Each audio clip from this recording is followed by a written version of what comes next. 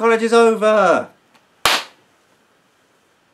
was slightly louder than I thought it would be. You know how I know that college is over? I went to a club recently because, yeah, I do that sometimes. And the people at the club were a lovely mixture of 18-year-olds who looked about 16 and bald, fat, middle-aged men who systematically worked their way around the dance floor trying to find one of these girls drunk enough so he can stick his tongue in her mouth. Either for some undiagnosed psychological reason or due to the fact that they were too ugly and uncool to get these girls when they were actually young enough to date them. But when they're not getting blackout drunk and making out with questionable people in clubs, these young people coming out of college are going to have some decisions to make. What next? Do you go to uni, do you take a gap year, get a job?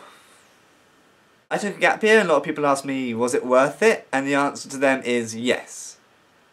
My God, yes. I sort of had to take a gap year because college was slowly pushing me towards a full-blown mental breakdown. I spent most of my exam period last year going, why don't you make any sense? I became so obsessed with my grades that if I just got 1 percentile lower than what I was aiming for, it would keep me awake at night. Hey Dan, remember that time you got 1% lower than what you were aiming for? You're going to fail, Dan. You know you always do worse than the real thing. You might even have to retake a year. No! And by the end of it, I was just downright lying to myself. 82%.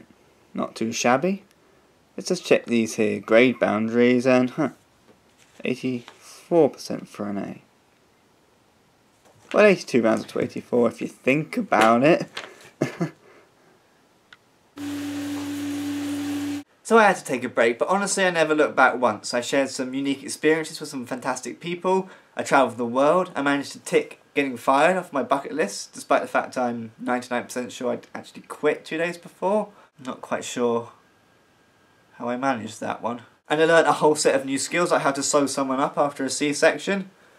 That's not like how you do it, by the way. It's a little bit more complicated than that. For me, a gap year was the best experience of my life. It helped me achieve new levels of confidence I never thought I could reach, and I really do recommend everyone takes one. But if you take one, you've got to do it right. I have so many friends that were just like, yeah, gap year, I'm going to travel the world, I'm going to see everything, it's going to be great.